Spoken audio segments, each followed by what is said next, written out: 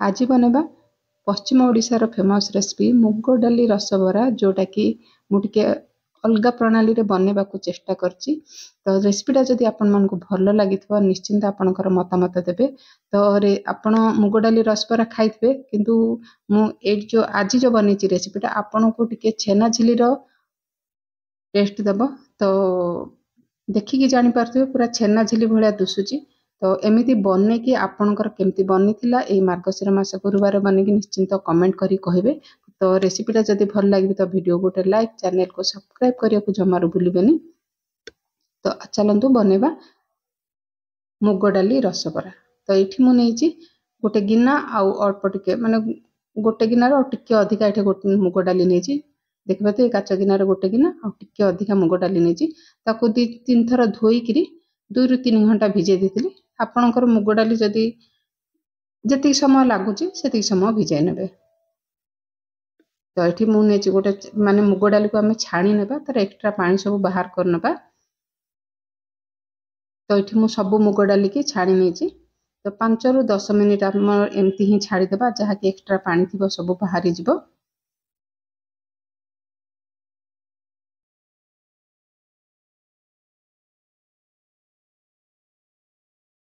तो देखि पाथबे सब पानी एठी बाहरी जिवो जो पानी एक्स्ट्रा पानी थिबो सब बाहर जिवो।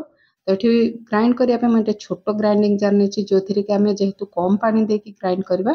तो एठी छोटो जार ही यूज करिवे तो बाटिबा को सहज हबो। कम पानी रे आपण ग्राइंड करि परिबे। जदि अधिका बनौचंती तो बड़ जार यूज कर परिबे नले छोटो जार रे 2 थर करी आपण ग्राइंड कर परिबे।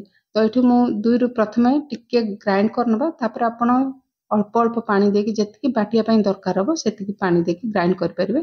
एठी 2 ରୁ 3 चम्मच पानी देकी मटे ग्राइंड कर नेछि। तो देखि परथिबे टिके दरदरा अछि मुग डाली। जदि आपन को दरकार हो आ गोटे चम्मच पानी देकी ऐड कर परिबे। आपण एमती खाली मुग डाली रे भी एई रसबर आपण बने परिबे। मु एठी नेछि 100 ग्राम छेना जोटा कि मु आधा लीटर खीरो को एठी माने छेना बने की यूज करछि। आपण चाहे पनीर भी किन के आनि के एठी पके परिबे।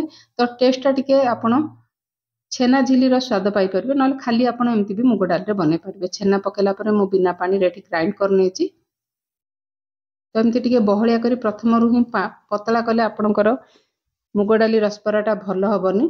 तो प्रथमे ही कम पानी देकी ग्राइंड करंतु तापरे आवश्यक अनुसार अल्प अल्प पानी ऐड करके आपण थिकनेस टा एडजस्ट कर परिबे। एठे बड़ जगह रे मटे बाहर कर नेछि सब मुग डाली बटा को ताकू 5 ରୁ 6 मिनिट कि आपण पारे जदि अधिका समय अछि 10 मिनिट की भल से फेंटी नेबे।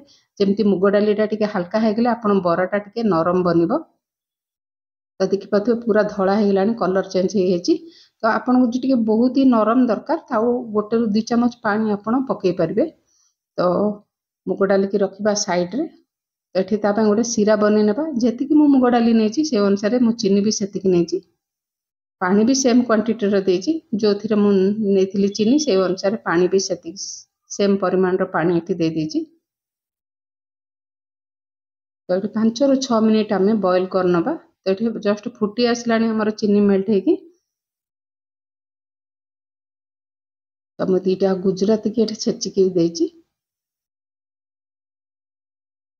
तो आपण चाहिले एठी केसर भी यूज कर परिबे नाले सिंपल जपने आपण मुग डाली रो कलर टा जेमती सेमती बने चाहउछथि जदि आपण एमती ही माने चीनी सिरा रे किछि यूज करबेनी। तो मु चेक करनोछि। तो एठी चीनी सिरा टिके माने जेमती आपण महू को अठा लागे से टाइप रो चीनी सिरा आपण बनेबे। बेसी जदि आपण माने गोटे तार वाला सिरा बनेबे तो चीनी सिराटा हमर मुग डाली भितर माने भल से भिजी पारिबोनी। तो एठी टिके पिंचटे फूड कलर देछि एटा ऑप्शनल आपण चाहिले पके परिबे नले सेमती ही रखि परिबे। मु बहुत ही कम फूड कलर यूज करछि। तो चीनी सिरा हमर तो एठी बन के रेडी हेगला। तो एठी जो मु फेंटी की रखितिली मुग डाली छेना को टिके पान मधुरी को मु एठी छेची की पकेछि। आपण चाहिले गोटा पान मधुरी भी पके परिबे। तो पान मधुरी पकेला पर भल से गोळे नेबा।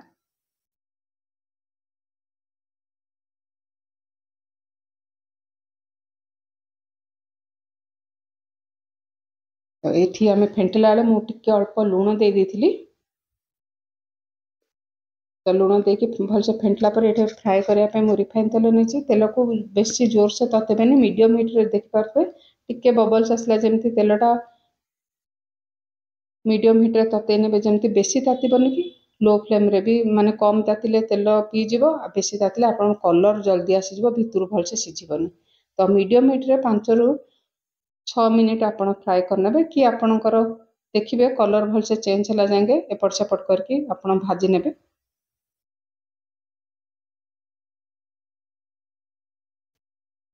बहुत ही टेस्टी रेसिपी माने मिठा कही परिबे पिठा कही परिबे बनउची तो छेनाटा ऐड करले आपन को छेना झिली रो टेस्ट देबो तो निश्चिंत आपन ए रेसिपीटा घरे बनांदु।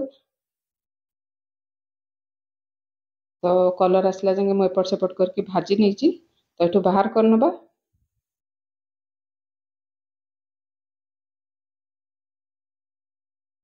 तो देखिए बहुत ही सुंदर कलर आछि एठी एमती करी मु दी थर करके सबू को भाजी नेची आ एठी हमर चीनी सिरा भी एठी रेडी हो जाछि चीनी सिरा को मु टिके गरम कर नेची आ जो हमें मुग डाली की माने बरा को छाणी रखी छी आको एठी पके नबा।